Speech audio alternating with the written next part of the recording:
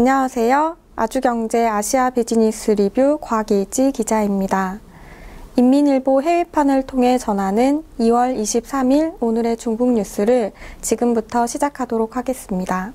첫 번째 소식입니다. 시진핑 중국 국가주석이 허베이 슝안신구 개발 계획 현황과 관련해 보고를 받았다는 소식이 인민일보 해외판 1면 헤드라인을 장식했습니다. 22일 중국 공산당 중앙정치국 상무위원회는 시진핑 총서기의 주재로 당 중앙정치국 회의를 열어 슝안신구 건설 현황에 대해 소개했습니다. 슝안신구는 중국 허베이성의 슝현과 안신현, 룽청현 세 개 현과 주변 지역을 통칭한 말로 지난해 4월 중국 국무원과 공산당 중앙위원회가 슝안신구 건설 정책을 발표한 바 있습니다. 특히 슝안신구 건설은 베이징, 텐진, 허베이성을 어우르는 징진지 지역의 메가시티를 건설하는 징진지 프로젝트와 공동 발전을 추진하는 양대 전략이기 때문에 큰 의미를 갖습니다. 이번 회의에서도 슝안신구 건설이 시 주석을 중심으로 한 중국의 중대한 결정이며 중국 발전에 중요한 의의를 갖는다고 강조됐습니다. 또 슝안신구 건설의 계획을 구체화시켜 순조로운 기초공사를 시작해야 된다고 강조됐습니다. 다음 소식은 평창 동계올림픽과 관련된 소식입니다. 인민일보 해외판은 중국의 대회 첫 금메달 소식과 더불어 동계올림픽에서 활약하고 있는 중국의 선수들 소식을 다뤘습니다. 어제였죠. 강릉 아이스 아레나에서 열린 500m 남자 쇼트트랙 경기에서 중국 우다징 선수가 금메달을 따냈습니다. 인민일보 해외판 2면에는 우다징의 금메달 획득은 노력의 결과라며 우다징이 세계 신기록을 갈아치우며 압도적인 레이스로 금메달을 따낸 것에 대해 자랑스러워했습니다.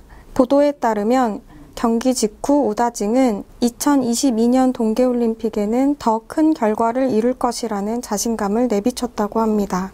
이어 9면에는 평창 동계올림픽에서 활약한 어린 선수들을 다룬 소식을 게재했습니다. 특히 쇼트트랙 선수 리진이 선수에 대해 자세히 보도했습니다.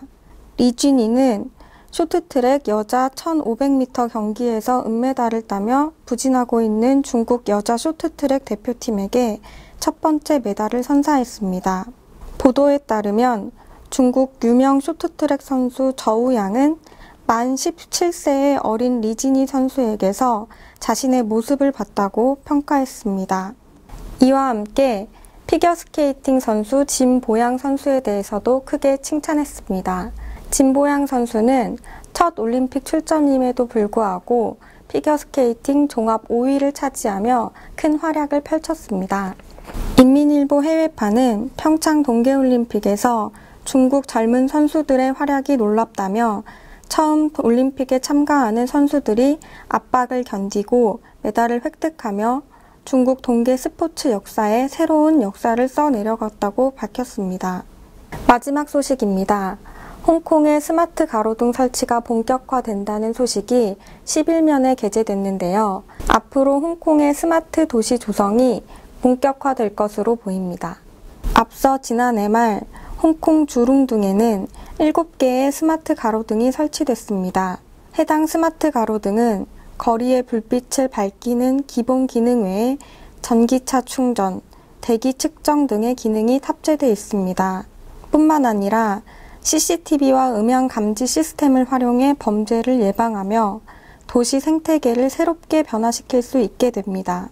스마트 가로등의 가장 큰 장점은 친환경 고효율이라는 점입니다.